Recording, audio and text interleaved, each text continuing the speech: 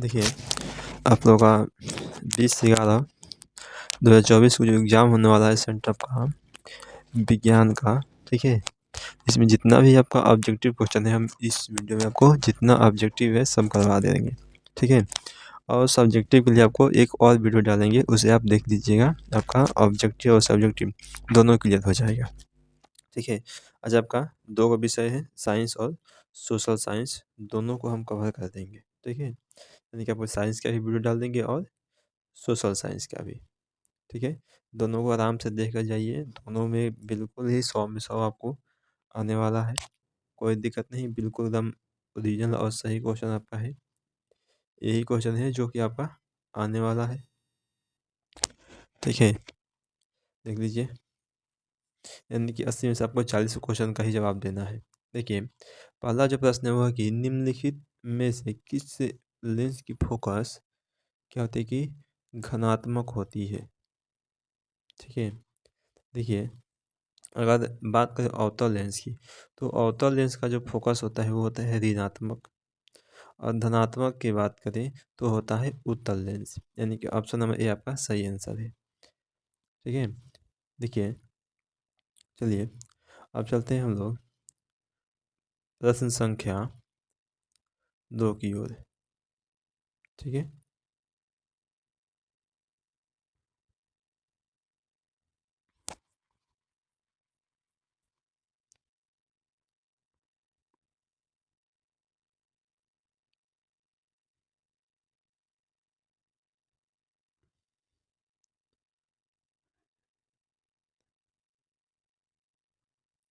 देखिए, दूसरा क्या है कि निम्नलिखित में से कौन उत्तल दर्पण की फोकस दूरी है जिसकी वक्रता त्रिज्या 32 सेंटीमीटर है, ठीक है? तो यानी कि आर बराबर करा है कि 32 सेंटीमीटर। तो देखिए, क्या होता है कि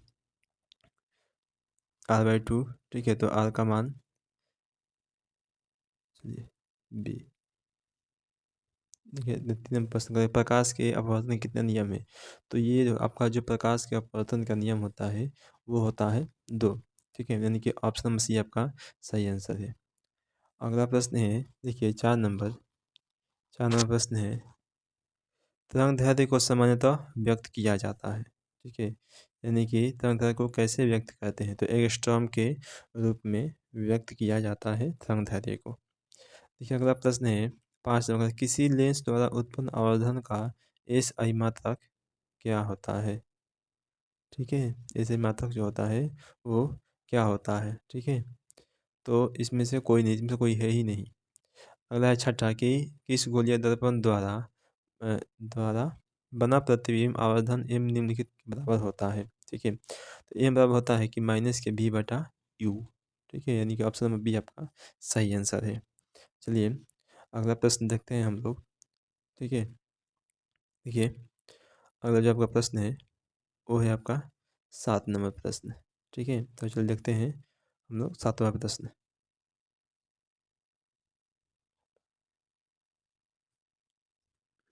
देखिए, कह रहा है कि यदि एक अवतल दर्पण के सामने एक एक वस्तु का दर्पण से दूरी बढ़ा दी जाए तो की दूरी क्या होगी, ठीक है? बढ़ा दी जाए तो की दूरी यानी होगी क्या होगी इनमें से? तो घट जाएगी, यानी कि ऑप्शन नंबर सी आपका सही आंसर है। अब देखिए अगला प्रश्न है कि उत्तल दर्पण की फोकस दूरी और त्रिज्या का अनुपात क्या होता है? फोकस दूरी और त्रिज्या का अनुपात जो है वो क्या होता है? तो ये आपका होता है 1/2, यानी कि ऑप्शन नंबर बी आपका सही आंसर है। देखिए 9वां प्रश्न है कि नेत्र लेंस की वक्रता त्रिज्या कम हो जाने से कौन सा दृष्टि दोष हो जाता है, ठीक है? वक्रता त्रिज्या अगर कम होगा तो कौन सा दोष होगा, ठीक है? नेत्र लेंस की, तो क्या होगा कि निकट दृष्टि दोष आपको हो जाएगा। चलिए अगला प्रश्न देखते हैं 10 नंबर, कांच के अवतल लेंस की वायु में शक्ति होती है, ठीक है? तो क्या होगा, वो जो होगा आपका, ठीक है? अवतल लेंस की होता है कि धनात्मक और ऋणात्मक दोनों होता है। अगला प्रश्न देखिए 11 नंबर कि एमीटर में निम्नलिखित में से किसे मापा जाता है? एमीटर से निम्नलिखित में किसे मापा जाता है? तो धारा को नापते हैं, ठीक है, एमीटर से धारा को हम लोग नापते हैं। चलिए अगला प्रश्न देखिए 12 नंबर का है कि उपकरण जो विद्युत ऊर्जा को यांत्रिक ऊर्जा में बदलता है क्या कहलाता है। ठीक है, यानी कि विद्युत को यांत्रिक में बदल देगा तो उसे क्या कहेंगे। ठीक है, तो आपका विद्युत मोटर।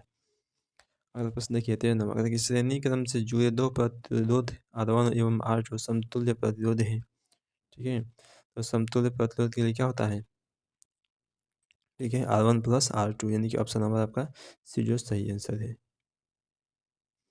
R1 plus R2। चलिए अगला प्रश्न देखिए 14 नंबर कहता है कि अनवीकरणीय ऊर्जा का स्रोत है। ठीक है, तो कोयला से प्राप्त ऊर्जा, क्या कोयला से प्राप्त ऊर्जा। अगला प्रश्न है 15 नंबर किलोवाट घंटा किसका मात्रक है। किलोवाट घंटा किसका मात्रक होता है। ठीक है, तो विद्युत धारा का। अगला प्रश्न देखिए कहता है कि निम्नलिखित में से कौन वन विक्षेपण करता है। निम्नलिखित में से कौन जो है कि वन को विक्षेपित करता है, तो ये आपका हो जाएगा वन विक्षेपण की क्रिया प्रिज्म से होता है। ऑप्शन नंबर डी सही होगा इसका आंसर। अगला प्रश्न देखिए 17 नंबर का है कि नपोरा परमाणु शक्ति केंद्र किस राज्य में है। नपोरा परमाणु शक्ति केंद्र किस राज्य में स्थित है, तो लिखेंगे ऑप्शन ए यानी कि उत्तर प्रदेश में। अगला प्रश्न देखिए 18 नंबर का कि पवन विद्युत चनित्र में कुंडली को घुमाने का काम होता है। ठीक है, मूलतः करती है। ठीक, कौन, तो उच्च दाब की हवा। ऑप्शन में आपका सही आंसर है। देखिए 19 नंबर प्रश्न कहता है कि वन विक्षेपण असंभव है। ठीक है, निर्वात में, फाइबर में, जल में, यानी कि ऑप्शन नंबर सी आपका सही आंसर फाइबर में। देखिए अगला प्रश्न देखते हैं 20 नंबर कहता है कि 100 वाट 200 वोल्ट अनुमत बल्ब को 100 वोल्ट आपूर्ति से जोड़ने पर धारा का मान जो है वो कितना होगा। ठीक है, देखिए जो इसमें धारा का जो मान है वो 0.25 हो जाएगा एम्पियर। ठीक है, ऑप्शन डी आपका सही आंसर है। देखिए अगला प्रश्न 21 नंबर का है कि एक वस्तु की नेत्र से दूरी बढ़ाने पर रेटिना पर बना प्रतिबिंब कैसा होगा। ठीक है, तो किस प्रकार से होगा, रेटिना पर जो दूरी है किस प्रकार से होगा। ठीक है, तो समान साइज एवं का बना होगा यानी कि बी। अगला प्रश्न देखिए 22 नंबर कहता है कि विद्युत चुंबकीय प्रेरण की खोज किसने किया था। ठीक है, तो आएंगे फैराडे ने। क्या होगा, फैराडे ने। ऑप्शन ए सही है। निम्नलिखित में से कौन सा कथन सत्य है। तो ऐसे कौन सा कथन जो है वो सत्य है। ठीक है, देखिए तो लिखेंगे आपका इसका जो आंसर हो जाएगा वो होगा आपका ऑप्शन डी जूल बराबर कूलाम गुने वोल्ट। ठीक है, देखिए अगला प्रश्न 24वां प्रश्न है कहता है कि प्रतिरोध का मात्रक होता है। प्रतिरोध का ये सही मात्रक होता है। ठीक है, तो ये आपका प्रतिरोध का जो सही मात्रक होता है वो होता है ओम, यानी कि ऑप्शन नंबर सी आपका सही आंसर है। अब देखिए 25वां प्रश्न है कि वोल्ट किसके बराबर होता है, तो जूल पर कूलम के। जूल प्रति कूलम बराबर होता है वोल्ट। ठीक है, अगर देखिए बेंजीन का अणुसूत्र क्या है। ठीक है, तो बेंजीन का जो अणुसूत्र होता है वो होता है C6H6। ठीक है, यानी कि ऑप्शन सी आपका सही आंसर है। अगला प्रश्न देखिए 27 नंबर का है कि स्टेनलेस स्टील में लोहा एवं कार्बन के अलावे अन्य तत्व रहते हैं। ठीक है, लोहा एवं कार्बन के अलावे और कौन सा तत्व जो है उसमें रहता है स्टेनलेस स्टील में। ठीक है, देखिए तो उसके अलावा आपका निकेल एवं क्रोमियम भी रहता है, यानी कि ऑप्शन नंबर बी आपका सही आंसर है। अब देखिए 28वां प्रश्न कहता है कि सोडियम के परमाणु की आठवीं कक्षा में इलेक्ट्रॉनों की संख्या कितनी होती है। ठीक है, तो सोडियम में क्या होता है कि 11 होता है, तो 11 में 2 उसके बाद 8 कितना बच गया, एक बच गया। ठीक है, तो एक जो होता है वो बाहरी कक्षा में यानी कि एक होगा। ऑप्शन नंबर ए आपका सही आंसर होगा। अब देखिए अगला प्रश्न कि 29 नंबर हाइड्रोजन के दो परमाणुओं के बीच कितने आबंध होते हैं। हाइड्रोजन के दो परमाणु के बीच। ठीक है, तो हाइड्रोजन जो होता है H+H यानी कि कितने आबंध होते हैं, एक आबंध होता है। ऑप्शन नंबर ए सही है। तो देखिए 30वां प्रश्न का ग्लूकोज के अणु में ऑक्सीजन में कितने परमाणु होते हैं। ग्लूकोज के अणु में ऑक्सीजन के, तो ग्लूकोज का C6H12 यानी कि ऑक्सीजन का, हाँ, तो 6 होगा। तो देखिए 31 नंबर का कि तांबा की परमाणु संख्या कितनी है, तो 29 होगा। ठीक है, देखिए इथेन के एक अणु में कितने सहसंयोजक बंधन है, इथेन के एक अणु में कितने सहसंयोजक बंधन हैं। ठीक है, तो ये आपका आंसर हो जाएगा ऑप्शन नंबर ए यानी कि 7। और देखिए अगला प्रश्न अगला प्रश्न देखते हैं हम लोग 8 नंबर प्रश्न, 33 नंबर प्रश्न कि अम्लराज के ताज़ा विलयन में किस अनुपात में हाइड्रोक्लोरिक नाइट्रिक अम्ल होता है। ठीक है, देखिए इसका जो आपका आंसर होगा वो होगा, देखिए यानी कि 3:1, 3 ऑप्शन नंबर डी आपका सही आंसर है। अगला प्रश्न देखिए 34 नंबर कि आधुनिक आवर्त सारणी में कितने ऊर्ध्व स्तंभ हैं यानी कि समूह होते हैं। ठीक है, तो ये जो है आपका आंसर हो जाएगा 9 यानी कि ऑप्शन बी आपका सही आंसर है। चलिए अगला प्रश्न देखते हैं 35 नंबर का कि सोडियम बाइकार्बोनेट और टार्टरिक अम्ल का मिश्रण क्या कहलाता है। ठीक है, सोडियम बाइकार्बोनेट और टार्टरिक अम्ल का मिश्रण जो है वो कहता है बेकिंग पाउडर, बेकिंग पाउडर कहलाता है। अगला प्रश्न देखिए 36वां प्रश्न है कि हाशित भूमिगत जल का पुनः परिपूरण निम्नलिखित में किससे होता है।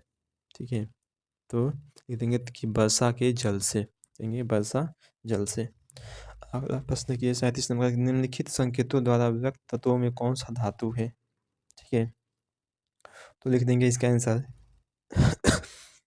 Option number B. ठीक है, अगला प्रश्न देखिए 38 नंबर निम्नलिखित में से किस तत्वों में न्यूट्रॉन की संख्या 0 है। ठीक है, न्यूट्रॉन की जो संख्या हो क्या होती है कि 0 होती है बिल्कुल, तो होगा आपका हाइड्रोजन। अगर देखिए 39 नंबर प्रश्न है, कह रहा है कि वैसे यौगिक जिनका अणुसूत्र समान है किंतु संरचना सूत्र भिन्न भिन्न है क्या कहलाता है।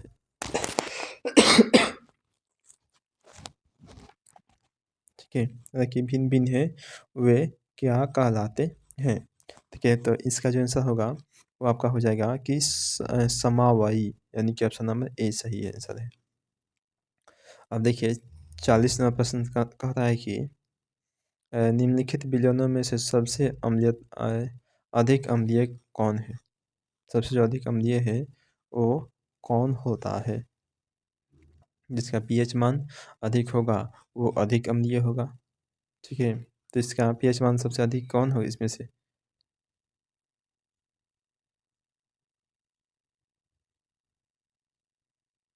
ठीक है, देखिए इसका जो पीएच मान है वो सबसे अधिक क्या है, तो लिख देंगे सबसे होता है ना वो होता है 7, पीएच स्केल पर 7 से अधिक नहीं होता, इसलिए क्या होगा ऑप्शन नंबर बी जो होगा सही आंसर होगा सबसे अधिक। देखिए अगला प्रश्न 41 मतलब कि अधिकतर धातुओं के ऑक्साइड होते हैं। ठीक है, तो कैसे होते हैं जी, तो वो होते हैं आपका क्षारीय, ऑप्शन नंबर बी आपका सही आंसर है। अगला प्रश्न है जीव की आवर्त सारणी समूहों की संख्या है 9। अगला है कि ऑक्सीजन आधुनिक आवर्त सारणी में किस समूह का सदस्य है। ठीक है, तो इसका जो आंसर है वो आपका हो जाएगा, लिख देंगे 16 यानी कि ऑप्शन डी सही आंसर है इसका। अगर देखिए 44 नंबर प्रश्न कह है कि वे तत्व जिनके बाहरी सेल पूर्ण रूप से भरे होते हैं क्या कहलाते हैं। ठीक है, जो बाहरी तत्व है वो अच्छे से भरे होंगे तो कहेंगे उत्कृष्ट गैस, ऑप्शन बी सही आंसर है। देखिए 45वां प्रश्न निम्नलिखित में से कौन कांसा किनकी मिश्र धातु है, तो Cu+Ag यानी कि ऑप्शन की क्या होगा कि Cu+Z यानी कि ऑप्शन